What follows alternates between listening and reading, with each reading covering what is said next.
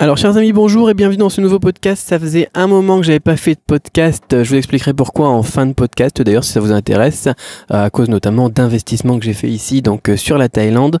Mais il fallait aujourd'hui que je vous en refasse un. Alors là je suis dans la voiture, mais j'ai envie de vous faire un petit podcast parce qu'il y a eu un gros changement, j'ai envie de dire, dans Shopify au niveau de l'espace d'administration qui est désormais disponible en français. C'est disponible 100% en français. Enfin il y a encore quelques traductions qui sont en anglais, c'est un peu aléatoire, mais voilà, c'est en train d'être mis en place progressivement. C'est en version bêta, c'est-à-dire que peut-être que vous l'avez pas encore vu dans votre compte, mais il y a moyen de l'activer tout simplement en cliquant sur un petit lien et sur un petit bouton sur la page suivante. Parce que voilà, ça peut être très très utile. Je sais qu'il y a beaucoup de gens quand même qui sont fâchés avec l'anglais. Parfois même quand on parle anglais, vous voyez, il y a les petites subtilités du quotidien, ou bien alors parfois il y a aussi des gens qui utilisent la traduction automatique sur Chrome par exemple pour traduire Shopify. Et là aussi voilà, on a des petites subtilités, des petites traductions qui se font pas très bien et du coup ça peut porter à confusion et ça peut causer des gros problèmes au final, les traductions, la barrière de la langue. Donc si vous n'avez pas l'habitude de l'anglais, vous n'êtes pas vraiment courant en anglais, ça peut être une bonne idée de tout mettre en français parce que maintenant il y a une traduction officielle de Shopify. Voilà. Désormais voilà, c'est fini les traductions aléatoires, c'est fini le côté un petit peu débrouillard, bricoleur, parce qu'on commence à avoir quelque chose de vraiment solide. Alors comment en profiter, c'est ça la question, parce que ça a été annoncé le 8 mai si je me souviens bien, il y a quelques jours déjà. Aujourd'hui on est le 13, donc ça fait 5 jours, non on est le 14, non on est le 15, je sais pas quel jour on est.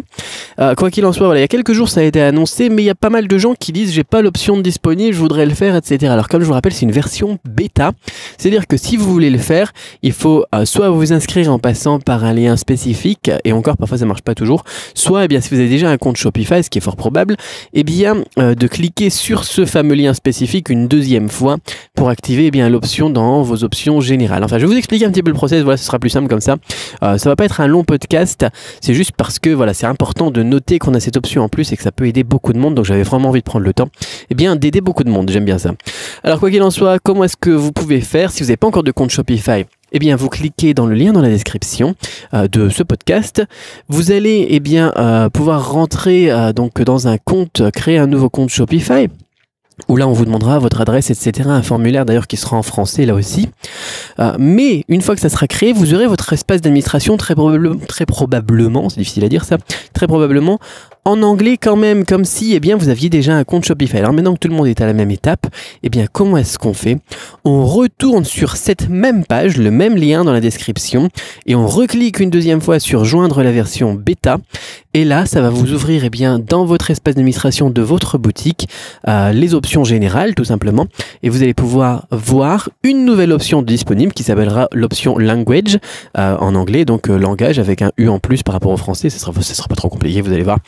Donc au milieu de la page, et là vous aurez le choix entre plusieurs langues, l'allemand, l'espagnol, l'italien, le portugais donc pour le Brésil, le français international, c'est-à-dire que c'est le français qui colle pour le Canada, la France et tous les pays francophones, le japonais aussi, ça m'étonnerait que vous choisissiez japonais, etc. Et donc là il ne vous suffit plus qu'à cliquer donc sur français, de cliquer sur save en haut pour enregistrer, et là paf, padaboum, paf paf, c'est génial, c'est fantastique, c'est merveilleux.